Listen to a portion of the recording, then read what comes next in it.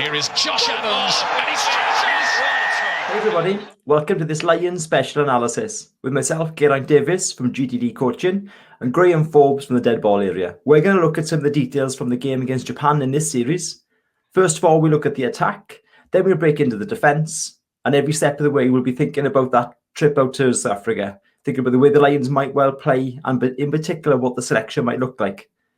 This series we're hoping to continue through, so please do let us know your comments down below. And indeed, hit the like button. It always really helps the channel grow. And it also gives us a bit of an idea as to what you're looking for in our future episodes. So, Graeme, what were your thoughts on the game? Overall, I think it was a typical first game of tour. I think they'll be okay. They'll be content with it rather than overly pleased with it. I think, I think it's kind of what you would expect from a first game of tour. Obviously, the injuries had a bit of an impact. They wouldn't have been looking to see Faletau and Laws play as big a part of the game as they did. And obviously losing Tipuric had quite a big impact on things like that transition zone defence, as we saw with the sort of break off the scrum and Faletau just not being able to get there and cover Murray's inside. But overall, I think there was some real promising signs, some great defence, some great attack. Definitely fatigue set in late in the game as we saw Japan come back into it. But overall, I think they'll be okay with it. It's a big step up, obviously, going to South Africa. But as a first hit out, I think they'll be okay with that. Yourself? Yeah, I think feel the same really. I think it was a positive first hit. Really gutted with some of the injuries. Obviously, Alun Wyn Jones, losing Justin Tipuric, massive losses, and we'll talk about potentially some of their replacements as we go through. I think when we show some of the stats in a moment, I think we'll get a real guide as to what the performance looked like. I thought there were some really cool bits in attack and defence that gives a little bit of an inkling as to what the South African performances might look like. So let's get straight into some stats, Graeme. So we'll start with the story of the game, which is going to cover 22 entries, just the points breakdown and the discipline of the Lions and Japan in a little bit. So we'll start with 22 entries, and the Lions had 8 entries in total, but no entries in that final quarter, which will be slightly concerning for them. Japan, again, they had consistent over the course of the game, but only managed 7. So 8 and 7 is okay. They'll want to try and increase on that. But more importantly, what they'll be looking to do is try and make sure they maintain this stat. So 28 points from those entries at an average of 3.5 per entry is really, really useful. Really good. That's right up there. Japan obviously less so with only 1 point, but 3.5 is a good. So they'll want to maintain that over the process of the tour and maybe try and even up it towards the test series. And if they can take that into the test series or going up, that's great. Now, obviously, that's reliant on them generating 22 entries, but as a conversion rate, that's pretty good.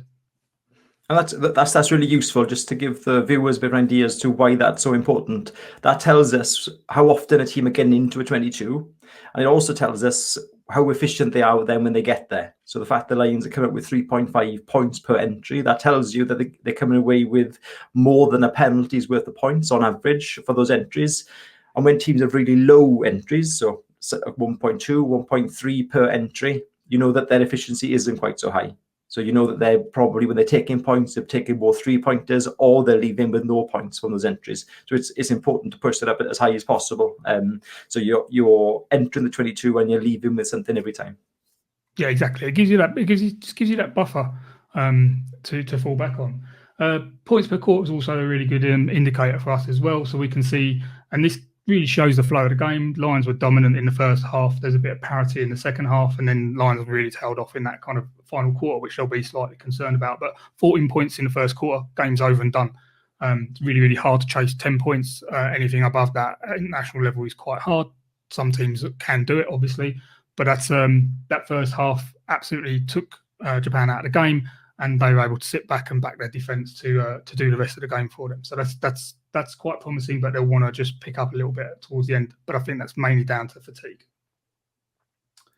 Penalties conceded is quite interesting as well. We can see the Lions conceded the bulk of their penalties towards the end of the game. Again, that's indicative of Japan being in possession and being in attack.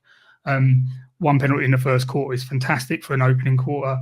4 penalties in the second quarter, yeah, okay, that's going up a little bit. But we can see at the start of the first start of the second half, they're really, really controlled, really disciplined. And as fatigue sets in, they start to become a little bit looser. Japan, opposite, quite high penalty rate in the first half, and that drops down as they're in control. Penalty profile is quite a nice one, actually. So we can see where they were conceding those penalties, kind of either in attack or defence. We can see Lions only conceded 2 penalties when they were actually on attack. So that's good. That means they weren't really being stressed at the breakdown and things like that by Japan. They were able to kind of recycle and so on. 11 in defence. Again, that will be indicative of the Japanese having so much possession in the second half and that high penalty count towards the end of the game. But overall, that's not too bad. 13 penalties. Maybe want to bring that down to around 11 or 10, but even so, that's okay for a loose game like this. That's okay. Importantly, though, Lions never kicked 4 sticks, so they were playing a specific type of game against Japan that we probably won't see quite such an approach in South Africa. They'll probably be wanting to take points whenever they're on offer. Yeah, I think that's a really interesting point. The way that the Lions attacked, and we're going to look at some clips in a moment. In fact, we're going to look at 3 clips. The way that they attacked, I think there's some definite guides here to what we see in South Africa. And the ones I picked out are the ones that were most consistent from the performance, that I think really suit the way that the team played together. So first up, if you look at the playmaker balance, now you can see quite clearly that there's a difference in approach when it comes to then the wider plays.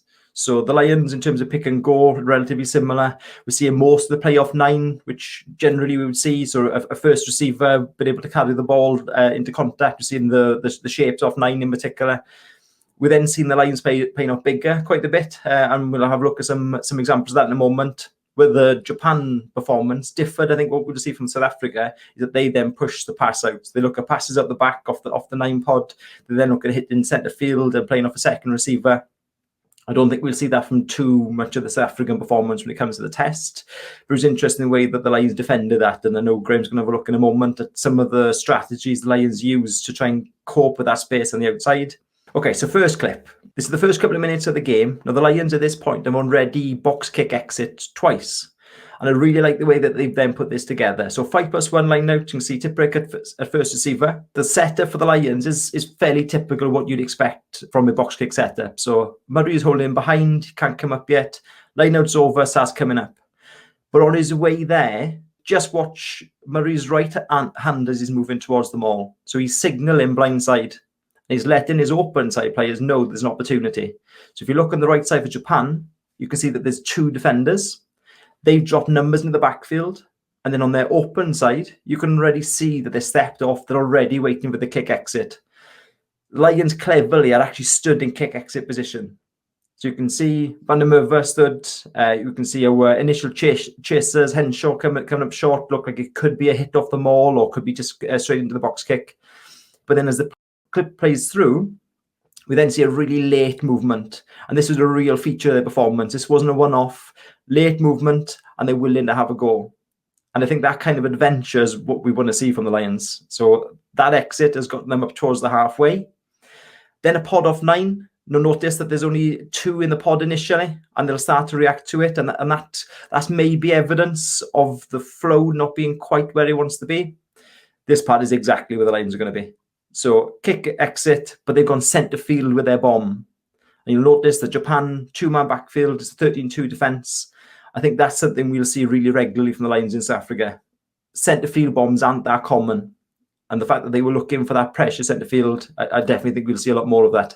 Also, that kicking centre field, it brings the ball carrier straight into that defensive alignment. So you can see they're pressing up with a 4 in the middle.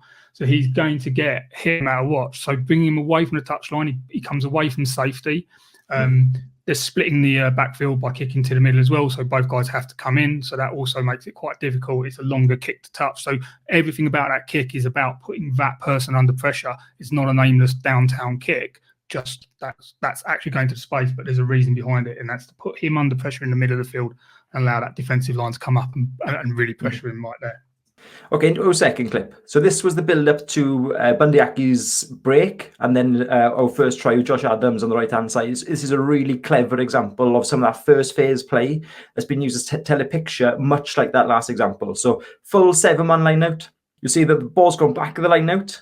Aki in a hard line, and he's immediately into the hinge space at the back. Now we're going to look at this again in a moment, but just watch these players from the breakdown. Josh Adams had a crack.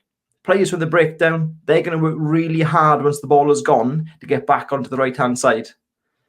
That immediately catches Japan slightly unawares. They're having to reload late, shut down the first tackle, but then look at the opportunity. So it's essentially a 3 versus 2.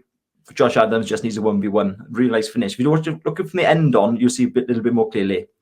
So the space between the back of the line out and the first defender for Japan, that's called the hidden space or the seam space. And lots of players are trying to hit that. So Aki, nice and hard into that space, but look at the forwards. Every Lions player is on the left-hand side of that ruck. And that's really intentional. So they flooded through. Now, Josh Adams has gone to that ruck. And something that he does really well at regional level and at national level is he then looks at picks and goes. So he's looking at mismatches. So he's picks and go off the ruck, tries to have a crack at somebody who's maybe slightly slower to react. All the forwards are on the corner. You notice the way that the Japan defence now reacts to that. So they'll start to fold around the corner. And now we're left with just one player on that open side in a genuine defensive position. That's a real opportunity. So there's players off the floor, reload really quickly, and it's all about speed. Henshaw bigger, working really hard to get on the corner. And the ball must be available at that point. I thought Japan did well to shut that down initially, but they don't fold around the corner. Lions work really hard. Josh Adams, a little bit of footwork to score. So late movements, lots of forwards folding. We're going to see exactly the same picture from a different situation. Now, 4-man lineouts are not very common. The Lions go for a 4-man. Lineout drives to the forwards. You then up with a massive space at the back of the lineout. And the Lions look for a centre field hit. But look at the way that they're aligned. 3 forwards, so we can hit the outside man. And now they've split their defence. So pod of forwards are on the corner, flowing. A pod of forwards now holding.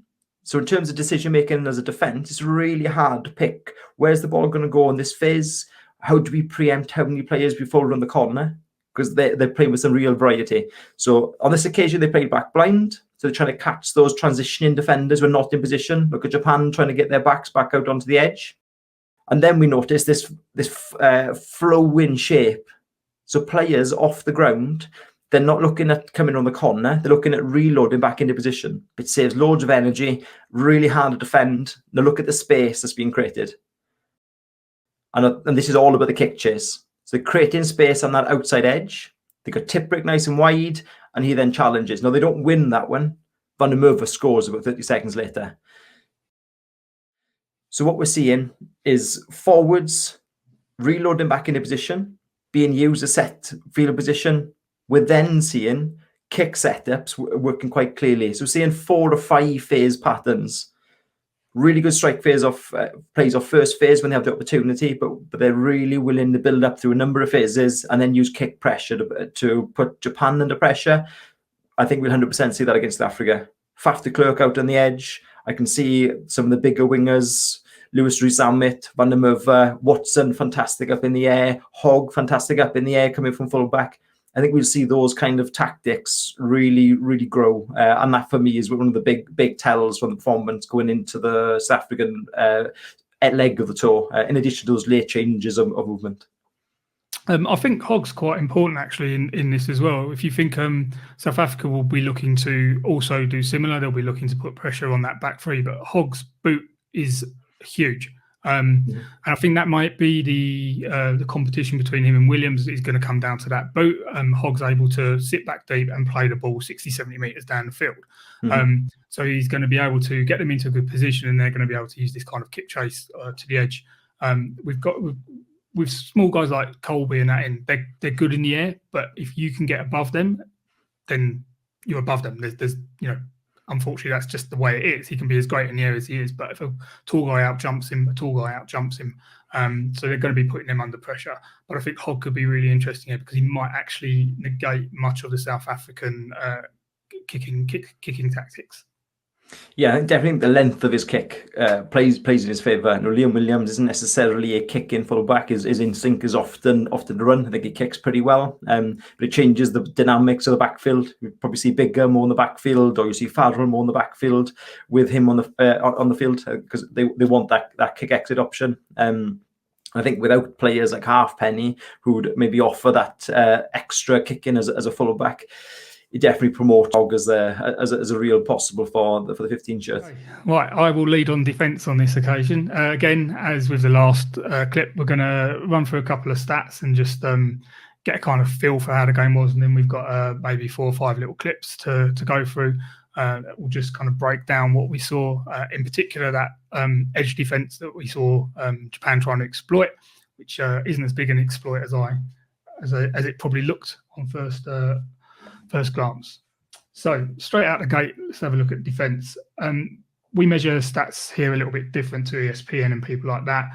We actually measure multiplayer tackles as 1 tackle rather than 2 tackles or 3 tackles. So total tackles, 129 tackles made in the game, Japan 92. But importantly, within that, the Lions made 78 two-man tackles, much in the midfield, and the midfield defence was very, very solid. Japan only 54. Passive contacts is quite an interesting figure, especially against that 129. 42 passive contacts. That doesn't necessarily mean they were bad tackles or missed tackles or anything like that. It just means that there was in that contact point, the opposition were able to kind of do what they wanted to do. But 42 out of 129 is not too bad, to be fair. 36 out of 92 is slightly higher. But importantly, brings us onto the defensive sets, and the Lions were able to create 9 positive defensive sets where they had like a really, really good outcome for themselves. That might have been earning a penalty or winning the space, but basically like the flow of the defensive set went in the way of the Lions compared to the 5 from Japan. But also they had 6 negative sets, and that's kind of again indicative of the amount of possession and that Japan had at the end of the game. But it's nothing too serious to worry about. They'll be okay with those stats. That's relatively high. There weren't many missed tackles. I think there's only 15 in total. So out of 129 tackles with 15 missed, that's relatively okay. Ruck discipline is quite interesting. So out of those 129 tackle incidents, the Lions attacked the ruck 20 times and tried to disrupt it 6 times. So that's 26 times they tried to influence the opposition ruck and the opposition ball. And from that, they managed to get 8 turnovers, which I think is a pretty good return, all said and done, especially with somebody like Tipuric going off so early in the game. But I think that's an okay stat. 13 rucks were attacked by Japan and 6. So you can see, they only got 3 turnovers, not significantly top end stat. Their turnovers were much, much lower. So I think the Lions will be okay with that. And when the likes of guys like Curry coming back in and Watson, who are real kind of groundhogs, then that could go up when we get towards the test series. So the first clip we're going to look at is the Van der Meer incident on the outside edge. A lot of people criticise him for this, but I think actually it's not as big an issue as we would have first saw. So we can see here the Lions have got 15 to 15 solid defence. So that's quite normal with most systems. We'll see the Lions ran a 13-2 and a 14-1 all through this game, or you will have seen they ran that and adapted to whatever was in front of them. But in all of these systems, you want a solid midfield defence. So showing that outside edge, that 15 metres, that's not an issue as far as I'm concerned. That's okay. And we'll see that as it runs through, because there was a built-in mechanism to counter that. But importantly, we can see Japan are realigning and getting into that space. So they want to take it. So this is all about baiting it. But what we really, really want to see from the Lions here is these guys underfolding and closing off that space behind Van der Meer. And on this incident, it doesn't happen. And that leaves him open and exposed. So as we run it through, you'll see that he would have been expecting people to be in behind him. And you see they're not quite getting there. So he knows that and he has to make the tackle. So I'm okay with that defence. There's not too big an issue. He maybe left it a little, as we said before the video, it was maybe a bit last ditch and maybe wanted to shut that down a little bit earlier. But I think that's okay. I think that was planned for, and we'll see them using a similar system in this next clip. So we can see again they've filled 15 to 15. That's pretty good. We can see Adams pushing up and just getting in the visibility and making himself a nuisance, but he'll back off and then tread water. Now we can see Adams doesn't shoot up. He just stays connected. He knows they've got the numbers. He doesn't want to get... So you've got an outnumber, people will blitz out and try and pressure the ball carrier. He doesn't want to do that. He wants to make sure these outside attackers become disconnected from their inside support. So we can see him backing off and backing off. Now, Leach is really interesting play here. So you can see he's going to push out and he's going to attack bigger on the outside edge. What he probably wanted to do is attack Adams. What he actually does is disconnect himself and the outside winger from all of those guys on the inside. Now, if he'd straightened and fixed Adams, then Bigger would have had a one-on-one, and you're going to back your winger against a 10 defending on the edge. So it's maybe a poor option from Leach. You can see all he does here is just drag that defence across, and we can see what he's actually done is reconnect Bigger and Adams and from those three support runners. So all those guys now become his cleaners. There's no inside offload to them or anything like that. They're purely there to just clean the ruck, which is maybe a mistake on Leach's part. But we can see the Lions are folding under. We can see they're actually getting numbers to that tackle situation, and we'll see them come all the way through and just count at when we actually have the tackle happen, see how many Lions are there. So 2 on the tackle, 2 in support. There's 1 Japanese cleaner arriving now on top of Leach. So that's a good win for the Lions, and it's what we would have seen. And again, we can see it happening here with the Bigger incident. So we see Bigger just holding back, not becoming an active defender until he needs to. He's just watching what's happening. He's still connected to his inside defenders. He's slightly back, obviously, but he can see what's going on. We can see him just watching what's happening, making sure he's fully aware of the situation. We can see there, he holds it. He sees he doesn't want to go too soon because he's going to get disconnected from the inside. We've got that lead runner who's going to try and hold him. But just watch his decision-making here. He doesn't get too sucked in. He just floats off and he's there and he makes the hit. And that gives Conan the chance to come in and attack the ball, which he goes for, but then wisely, cleans it there. He backs out. So one example of that underfold maybe not working how we expect it to. 2 examples of it getting there and actually assisting the tackler. So I'm okay with that. And I think that's a bit of the Scottish system coming through now. So we're starting to see guys actually make a decision as to when they need to become an active defender and don't get taken out of the game by lead runners and things like that. So we saw that a lot with Henshaw and Fowler later on in the game as well. So I think that's a nice bit of defence from the Lions there. Maybe the Van der Merwe one could have been shut down earlier, but I'm okay with what I'm seeing here. I think it's quite an interesting system. Your thoughts? Yeah, I think I agree with lots of that, Graeme. I think the Scottish system's definitely starting to come through there. We're starting to see guys making good decisions on the outside. I would say my feeling is that the Lions have kept a lot in reserve there.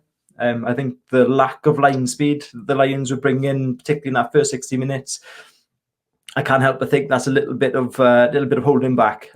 Tandy's renowned for how aggressive his defence is and how well connected they stay with that. And I think we'll see more of that come through. I actually thought they got really tight their own breakdown on occasions and maybe forced themselves into those inside jockey defences, just holding off, which they did well. I can't help but think it was really intentional, and they wanted to paint the picture of where the space might be and letting the South African analysts sit down and come up with master plans, but then that's just not going to be the case when it comes to the tests. Yeah, so something I thought was really nice is we saw them change and adapt their system as the game went on. So early on in the game, they've got a 14-21 point lead. So they're able to jockey off. They don't have to be so aggressive in defence. They've got that cushion. But once Japan started to come back into the game and started to get a little bit of ascendancy, we saw them switch it up, and we'll see a really good example of it here. So first of all, Japan attack that seam. We can see that Falatau's in at 10. Have got somebody like that in there, or maybe George is at the back, or maybe somebody else.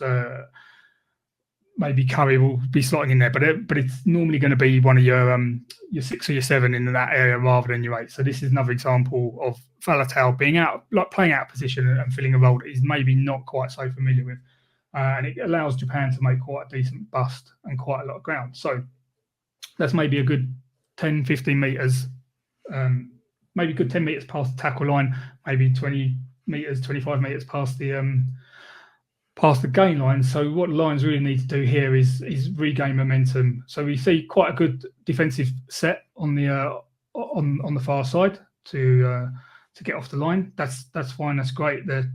they're not conceding more ground, but now they really need to start kind of figuring out what they're going to do. This is okay. This is just Japan zigzagging to keep them occupied, but they need to bring some line speed. Sinclair's going to fire out the line. Now watch how everybody else doesn't come with him. So they're allowing one guy to shoot out, pressure it, but they've still got a solid, intact defensive line behind. See? Brilliant. Sinclair off the line. That guy can't make a tip-off pass. He can't do anything straight to ground. So we'll see them play another phase. Good. Again, just getting off the line, 2-3 paces, seeing what's happening, and then making a decision because they can see they're not going to get there before the pass goes. And great. Stop the pod on the line. So coming back the other line, the other way.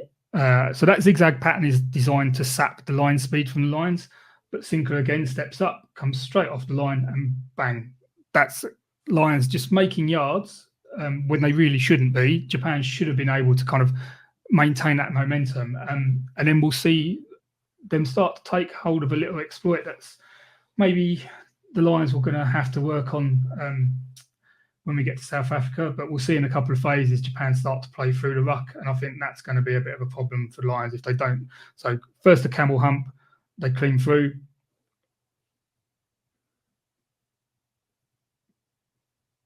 And then we see a pick and go through the middle, and they were alert at that time, but they got exposed on a couple of occasions through. And now we see a nice bit of defence here. Henshaw shooting out, Farrell folds underneath, stays alive. Great tackle from Adams, who comes in, and then turnover, and we're off. So on this clip, we're going to see Bigger, again, line speed, trying to get the ball under pressure. He's going to come flying out. He's going to pressure his first receiver. Again, this is all about the Lions trying to assert themselves and take momentum away from the Japanese.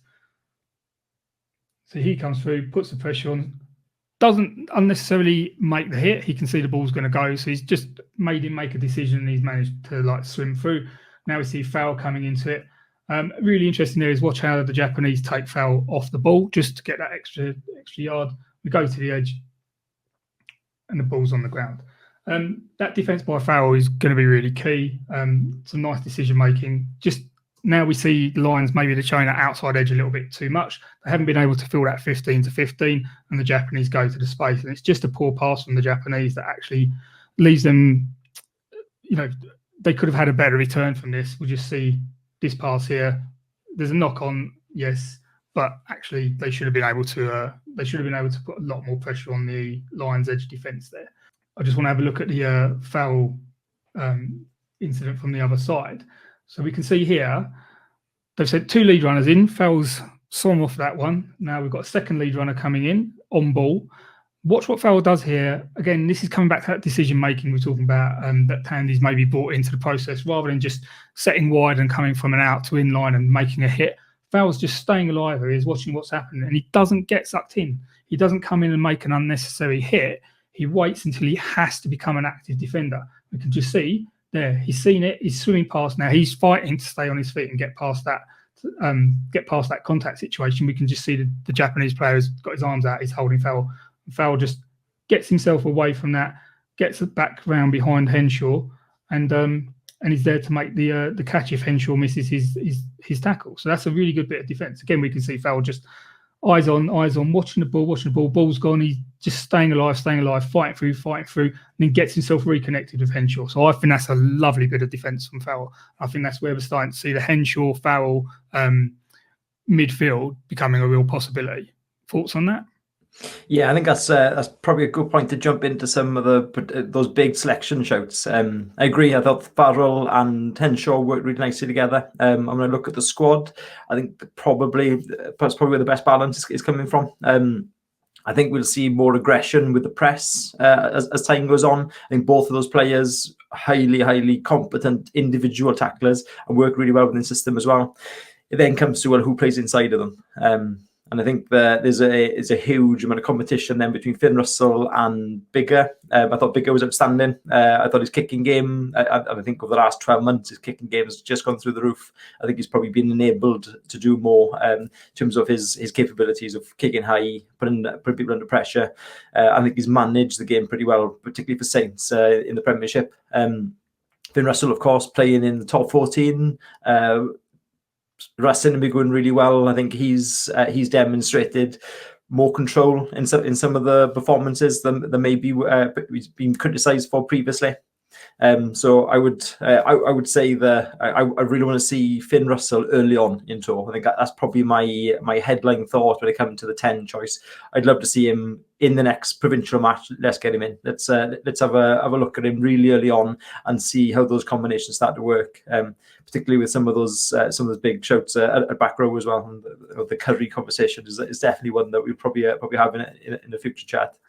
So back row is going to be really interesting, obviously, with Tipuric out. I think Tipuric was probably odds on to start in the test. I think he was he fits the kind of the game we saw there and what Lions will probably be looking to do. Defensively is amazing, attack is amazing. Curry's maybe not quite the link player that Tipuric is, but he's maybe a little bit more physical around the breakdown and maybe a little bit better over the ball. So I think Tipuric going out brings Curry really front and centre. Watson, obviously, it's hard to see where Watson quite fits in. I don't agree that he's too small. He's a powerful player, but they can't have them both in that match day squad. They're going to have an out-and-out 7, and then they're going to have somebody who can come in and bring power if they're getting muscled out. And that's going to be Navidi for me, or Byrne, who also had an amazing game. Yeah, absolutely. But yeah, the Russell question is really interesting. How he connects with his centres is a massive question. If he and Farrell can get a 10-12 playmaker combination going, that could be really, really exciting. We could start seeing them playing out the back a little bit more. What we saw from Farrell with Biggar was Biggar kind of playing his game and then Farrell stepping in when Biggar was otherwise occupied. I think it was more defensive showing from Farrell on Saturday rather than anything else. But he did step in at 10 and just acted as a distributor. They weren't really playing in behind or second wave attack or anything like that. It was more just about kind of getting the timing. And we saw the timing was a little bit off on some of the carries and things like that. But overall, I think the Russell Farrell Biggar question mark is really, really interesting. And I think Aki's got quite a big say in that, because I don't think Aki's been taken as a midweek filler. I think he's kind of filling the role Teo did on the 2017 role, where everybody said, why is he there? Why is he there? But he was straight into the test side. And it was all about kind of just being solid and giving Farrell that solid option outside him. So if we're looking at Aki in the test side, I think we're going to see Farrell. And if we see Farrell at 12, then it's going to be really interesting how they pick between Russell and Biggar. Yeah, definitely. So lots of questions, and we'll get lots of answers very shortly. So we're hoping to do this, as I said earlier on, hoping to do this for the following matches, and we'd really like your feedback. So please do check your comments down below. Let us know what you think. Let us know what you want to see more of, and we will happily adapt and indeed answer any questions that you've got. So we will look forward to seeing you again soon. Graeme, thank you for your time. Thanks, Gatland. Speak to you soon, mate.